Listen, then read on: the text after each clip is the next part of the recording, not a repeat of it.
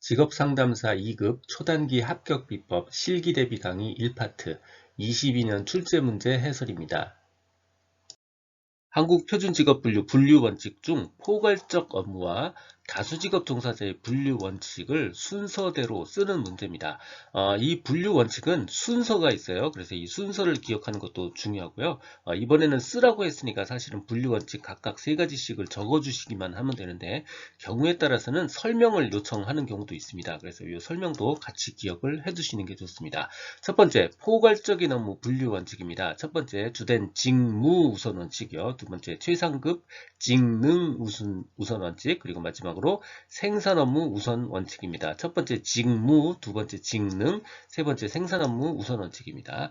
두 번째, 다수직업 종사자 직업결정 일반 원칙입니다. 첫 번째, 취업시간 우선원칙, 두 번째, 수입 우선원칙, 세 번째, 조사시 최근 직업 원칙입니다. 가끔 이 우선자가 들어갔냐 안 들어갔냐 가지고 고민하시는 분이 있는데 이 우선자가 중요한 게 아니고요. 사실은 최근이란 단어와 조사라는 이 두 단어가 더 중요한 겁니다. 조사하는 순간에 최근 직업 우선 원칙이다. 이렇게 기억을 해두시면 돼요. 한국표준직업분류에서 다수직업 종사자의 분류 원칙을 순서대로 쓰고 각각에 대해서 설명하는 문제입니다. 한국표준직업분류에서 출제되는 유형은 모두 이렇게 딱 4가지입니다. 첫 번째 포괄적 업무 분류, 두 번째 다수직업 종사자, 세 번째 직업분류 일반 원칙, 네 번째 직무 유사성 판단 기준이고요. 이번에 출제된 게 바로 다수직업 종사자 분류 원칙입니다. 자, 답은 이렇게 하시면 되는데 나머지 것도 같이 한번 공부해 두실 거를 강력하게 권고드릴게요. 자, 순서는 이렇습니다. 첫 번째 취업시간 우선의 원칙, 두 번째 수입 우선의 원칙, 세 번째 최근 직업 우선의 원칙입니다. 요 순서를 쓰시고요. 설명은 굉장히 상식적으로 하시면 돼요. 취업시간의 우선의 원칙이니까 취업시간 고려해서 긴 시간으로 한다. 수입 우선이니까 말 그대로 쓰시면 됩니다. 수입이 많은 직업으로 한다. 최근 직업이니까 마찬가지로 최근에 종사한 직업으로 결정한다. 라고 쓰시면 되고요. 순서대로 쓰라고 했으니까 이 말이 들어갑니다. 자, 두 번째 거는 앞에 걸로 분별하기 어려운 경우, 세 번째 거는요, 2가지로 판단하기 어려운 경우 요 말이 더 들어갈 뿐이에요. 자, 세 번째 최근 직업은 조사 시점을 기준으로 요거 하나만 더 추가로 기억해 두시면 됩니다. 홀랜드 직업 흥미 검사의 6가지 유형을 쓰는 문제입니다. 31%로 단골 출제 문제죠. 대부분 첫 글자를 따서 많이 외웁니다. 현탐예, 사진관여, 현실형, 탐구형, 예술형, 사회형, 진취형, 관습형이요. 설명하란 말이 없었으니까 그냥 이렇게 6가지 적어주시면 됩니다. 인지적, 정서적, 행동적 상담, RET 혹은 REBT 상담의 기본 개념인 A, B, C, D, E, F의 의미를 쓰는 문제입니다. 아주 단골 출제 문제고요. 보통은 A, B, C, D, E까지만 출제되는데 이번에 F까지 출제가 됐어요. 그렇다고 출제 이력이 없는 건 아니고요. F까지 물어본 이력이 있습니다. 자, 먼저 A, B, C, D, E 그대로 써주시고요. A는 선행사건입니다. 보통 액티베이팅 이벤트라고 하는데 굳이 영어까지는 안 쓰셔도 돼요. 쓸 필요는 없지만 그래도 영어를 떠올리면 요 선행사건 이거 기억하기가 쉽습니다. A. 선행사건 액티베이팅 이벤트고요.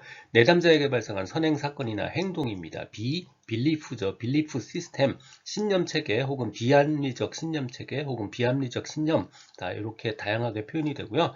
선행사건에서 비롯된 비합리적 신념을 말합니다. C. 컨시퀀스 결과입니다. 비합리적 신념에 의해서 발생한 부적절한 결과. C. 부적절한 결과예요. D. 디스퓨트 논박이고요. 내담자의 비합리적 신념에 대해서 상담자가 논리적으로 논박하는 것. 비합리적 신념에 대해서 논박해서 내담자를 변화시키는 것을 말하는 거예요.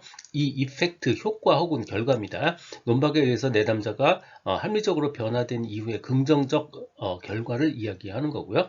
F. 필링 감정입니다. 합리적 신념으로 변화된 이후 새로 생긴 긍정적 감정을 얘기하는 거예요. 다시 A, B, C, D, E, F 쓰고요. 굳이 영어를 쓸 필요까지는 없고요. 주요 키워드만 쓰시면 돼요.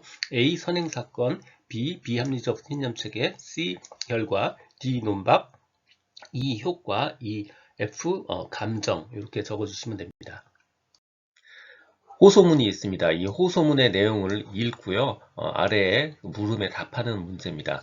원래 어렸을 때부터 모범생이었고요. 부모님의 말씀을 굉장히 잘 들었어요. 대학도 졸업했습니다. 하지만 이상하게 취업이 잘 안 되고 있어요. 그래서 이번에 마지막으로 Y라는 회사에 이력서를 냈는데 그게 잘 안 될까봐 걱정을 하고 있고요. 굉장히 숨이 막힐 정도로 힘들어하고 있습니다. 자, 이 내담자를 진단하고요. 어떤 기법을 사용해야 되는지 제시를 하고요.